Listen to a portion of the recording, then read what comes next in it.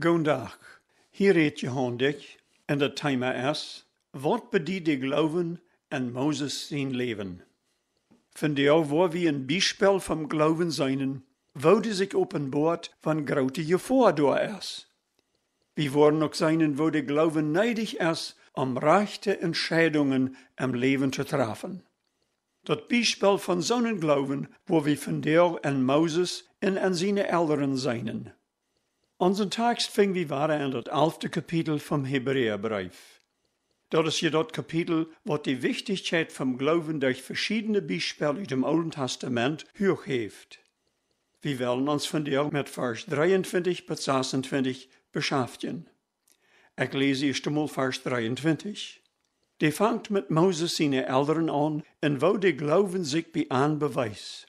Door zegt dat, durch den Gloowen wordt Moses, als hij geboren wordt, 3 Monate van zijn Elderen versterken. Zij zagen dat hij een schmokkertje weer en zij leiten zich durch den König zijn gebod niet engsten. Wer wie dan Moses? Wo wie hij met Jozef en Jacob verbonden? Dat ving we uit, wanneer we in 2 Mose lezen, wat met Jacob zijn kinderen en ihre families passiert, nadat ze naar Egypten omgetrokken werden. Israël weer de nomen wat God Jacoben eenmaal gegeven had. Door worden zijn nakomen nachher, ärmer waren de kinderen Israël genannt. Wel we nu dat 2e boek Moses abschlonen. In het 1e kapitel wordt ons gezegd dat Jacob als oude man met 70 zeilen naar Egypten trok. Dat meint dat ze alle top 70 mensen waren, wat zich aan de tijd van Jozef in Egypten aansiedelen deden. Door merken ze zich ganz thuis en door starf Jacob ook. Aanvankelijk ging de kinderen Israël dat zeer goed. Door gaf dat veel meer weid voor ihre schop en rinder. En hier vermeerden ze zich zeer. Nu, wo dat 2e boek Moses aanvangt, wären seit Jacob zijn tijd al bij 350 jaar voorbij gegaan. De Egypter hadden Jozef in zijn tijd al lang vergeten, dat hij eenmaal geleefd had en land en de tijd van de hongersnood veel goeds gedaan had. Daartoe kwam nu ook nog een König nom Egyptischen troon, wat nichts van Jozef en zijn geschicht kent. Wat het voor de kinderen Israël nog gefährlicher maakt, wie dat ze zich in de 350 jaar zo zeer vermeerd hadden, dat de Egypter aanvangen angst te krijgen, wat passeren kon, wanneer het Krieg gaf.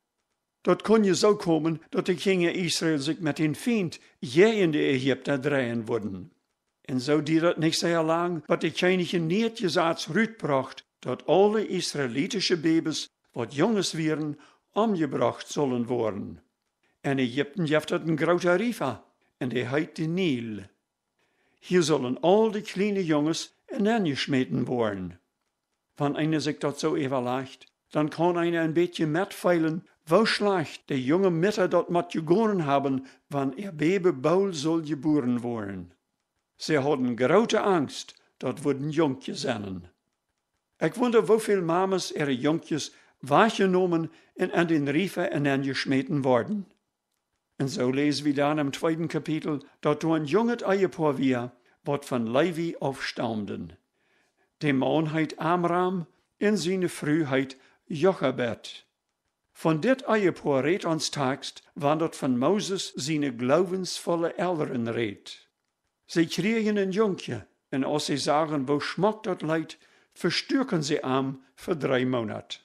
Van Pharao zijn soldaten zieken komen, vangen ze dat niet. Aber dat jonkje wordt immer geraten, waar het niet meer möglich weer hem te versterken. Dan valt Jochebed wat bij. Ze namen een grote korf en deden van binnen met pech uitschmeren. Dan leed ze dat baby door aan en leidt den korf en water, mank de bijzen in dat diepe gras schwammen. Ihre dochter Miriam stelt ze dan aan, door nou op te passen, wo de korf met dat baby wordt aanschwammen. Dan vierde haar dat zo, dat de Egyptische prinses, de dochter van Pharao, grootsnom riefer ging zich te boden. Bald zagen ihre diener dat korfje manke bijzen. Ze brachten dat en doorbannen wie een kleines jonkje wat hielen deed. dan jammerde dort. Ze wist bestemd wo het herkwam, dat het kind van de Kinder Israël weer. Ze ziet voorts, dit is een kind van de Hebreeën ihre Kinder.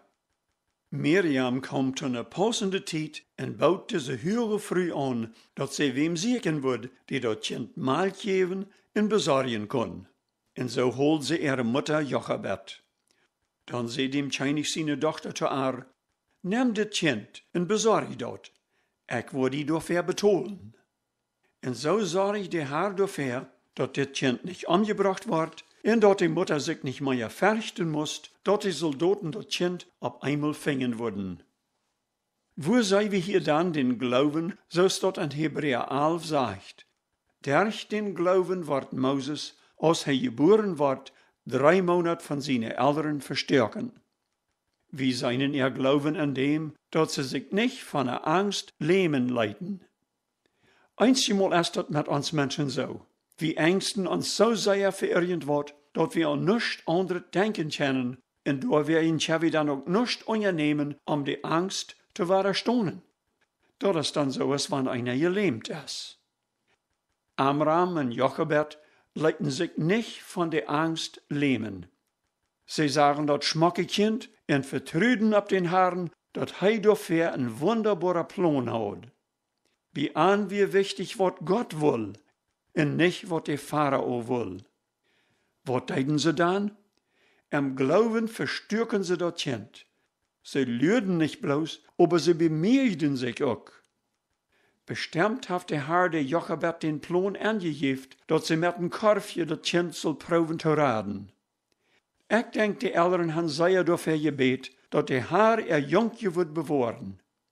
Wir sehen hier auch, dass Jochebed willig wir, das Jungje abzugeben, wann sein Leben bloß gerat wird.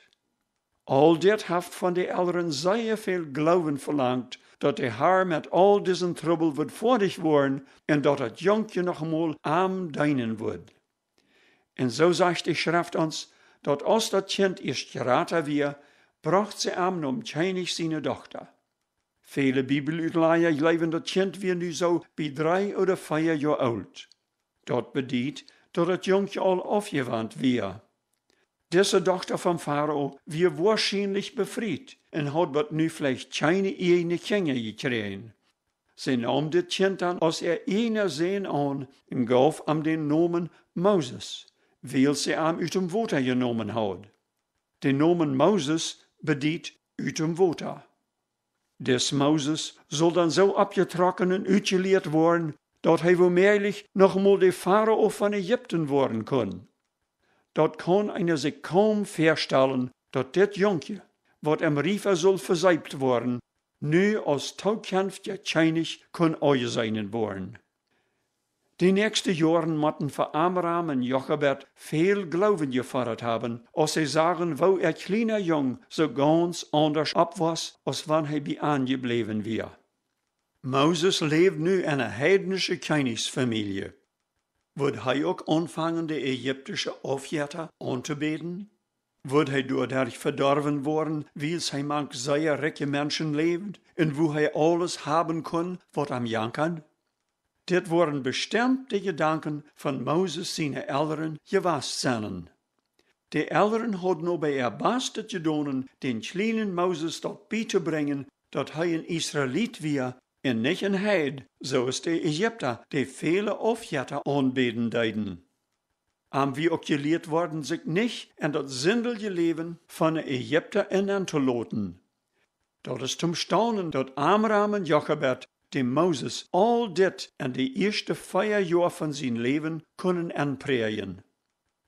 Wann wir an unseren Text in Hebräer 11:24 dann wiedergehen, da sagt dort, durch den Glauben will Moses, als er erst abgewassen wir, nicht mehr aus der Sehn von der ägyptischen Königstochter jellen.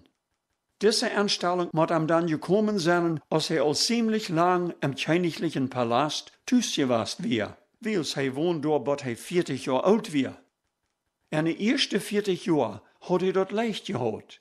Hij had but nu konterief leven. Hij weer but nu hoog angesehen gewast. Hij weer während de eerste 40 Jahre sehr hoog uitgeleerd. Die Bibel sagt von Amen, Apostelgeschichte 7,22 so. En Moses wordt en al de wijsheid van de Egypter uitgeleerd en hij weer gewaltig en woordjen ook en weerd. Dit zegt ons dat hij bestemd wordt hebben een doktertitel gehad en een wonderbare goof zum reden. Eindje wat meine stem hieren meinen vielleicht, dat uitleren es wat schlechtet. Dat uitleren kan beides zijn. Wat zeensvallet, aber ook wat gefährlich. Dat komt krank erop aan, waarom einer wel uitgeleerd zijn.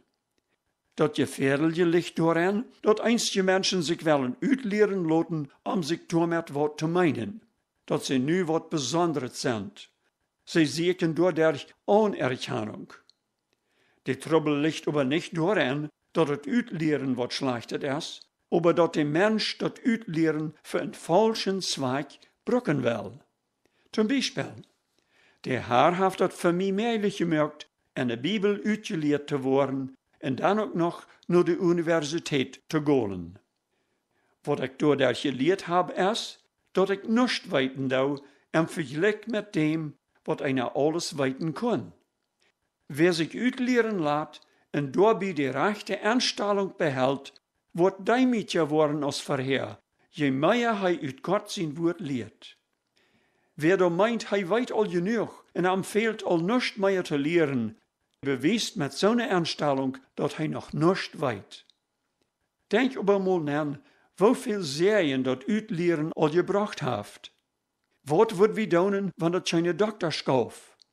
Wo arm wordt wie zijn, wanneer dat geen mensen gegeven had, die zich de oude spreken van Hebräisch en Griechisch geleerd hadden.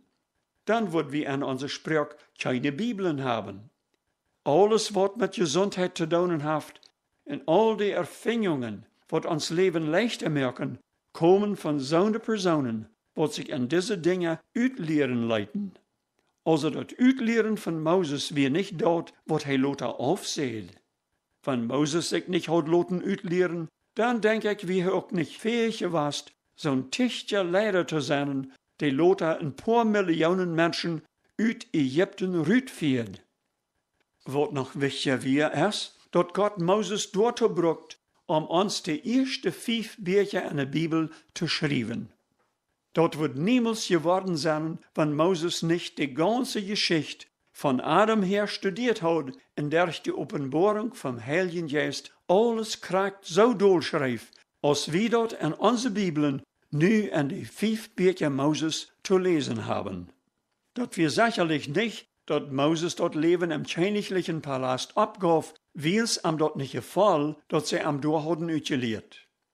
Wat wir dat dann, wat am door gebracht, wie es dat sagte, durch den Glauben will Moses, als erst abgewassen wir, nicht mehr aus den Seen von der ägyptischen Königstochter jellen. Wat brucht hier dann Glauben, diesen Schritt zu nehmen? Ich glaube, der Glauben rührt an dort, wat seine Eltern als kleiner Jung geleerd hadden. Wanneer ook alles über die verschiedenen Aufjätter von Ägypten wisst, so kam am immer wieder die Überzeugung, dat der einzige Gott bloß die wir, wat sich seine Vorväters Abraham, Isaac en Jacob op een boord had en aan der het leven en grote nood gevierd had. Dit wie aber nicht die Gott von Pharao seine Tochter. En so stellte sich ganz op de Seed von seinen Eltern, die am die Wahrheit über Gott geleerd hadden. Dit wie eine Entscheidung, die Moses mög, als erst abgewassen wir. Was kostet diese Entscheidung? Wir lesen dort in Vers 25 von unserem Text. Da sagt dort, hij will sich lieber mit Gott sein Volk taub zu lieden, als ich noch ein Stolzje ohne Sinn zu erjatzen. Weil wir das erste von den Kosten reden, die Moses für seine Entscheidung tun musste. Das sagt, hij will sich lieber mit Gott sein Volk taub zu lieden, als ich noch ein Stolzje ohne Sinn zu erjatzen.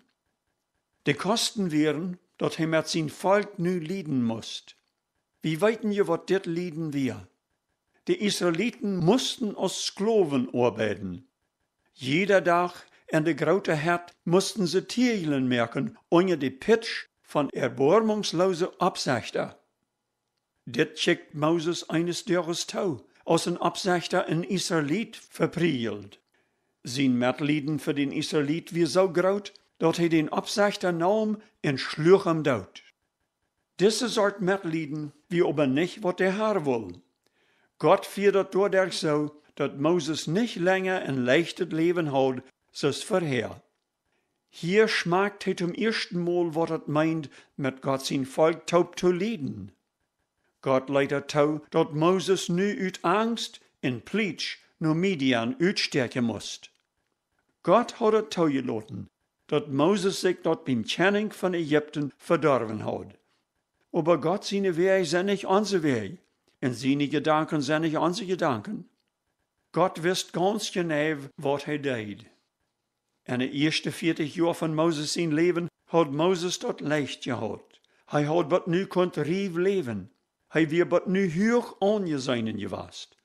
Wanneer hij had wilt, had hij zich kunt aan al die Sünden erjatzen, wat im königlichen Palast geboten worden. Al dit had Moses daarmet nu afgezegd, en zo moest hij nu ook met God zijn volk taub leiden.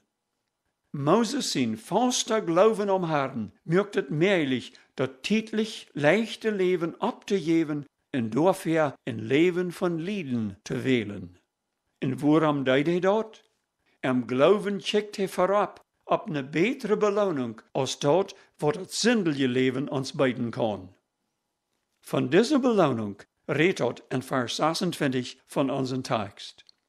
Wat mir das erste abfällt, ist, dass es door von Christus redet, wie es dort sagt. Hij hield dat Lieden für Christus als een grateren Reichtum, als al het Ägyptische Goud, wie es hij sagt, wat die Belohnung sein wird. Dit sagt uns, dass sogar im Alten Testament Christus auch alterieren wir, waren die Menschen am Donnerstag noch nicht so kannten.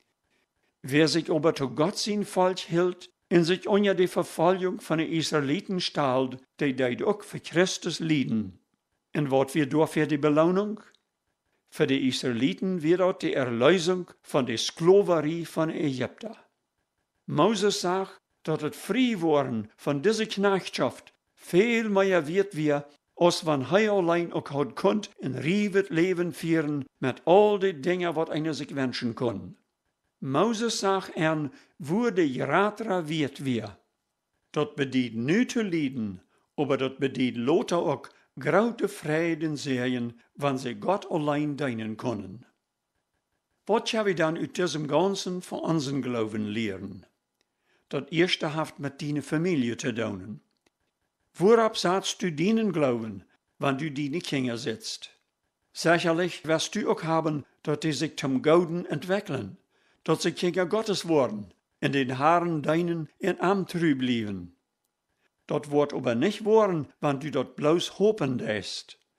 Denk an Amram en Jochebed. Die hadden auch Glauben, aber ein Glauben, wat sich anstrengt. Sie mögen sich Gedanken, wo sie dat Kind Moses raden können. Wat für Anstrengungen merkst du die, dat deine Kinder von der ewigen Verdammnis gerat worden? Bewiest du an Leib? In Gouda war ich dort zu tun, erst mit Antop die Bibel zu lesen und zu erklären, mit Antop zu beten und an als Eltern in Gouda Freund zu sein. Dann wollen sie dort auch daunen wollen, was du an lehrst. Und zweites, was wir hier lehren können, ist, dass wir einmal im Glauben Entscheidungen treffen müssen, was uns aber sehr schwer sind. Einmal meint das, ein leichtes Leben abzugeben und zu leiden, aber mit das Weiten, dass dit reicht ist, in eine grote en eine bessere Belohnung mit sich bringt. Kann zonen wat sagen, dass gleichgültig Leben nicht dauern leid. Sie sagen dass sie sich zum Herrn bekehren sollen. Wenn sie dort deiden, dann wussten sie, dass ihre ganze Gesellschaft anmelden wird. Sie nahmen aber das Lieden ab sich. Warum? Weil's Glauben checkt vorab nur dort, was eine Ewigkeit kommt. Sie wollen nicht ab ewig verloren gehen. Sie wollen lieber den Fried in der Fried, was bei Jesus zu finden ist. Hast du auch all im Glauben so eine Entscheidung gemerkt?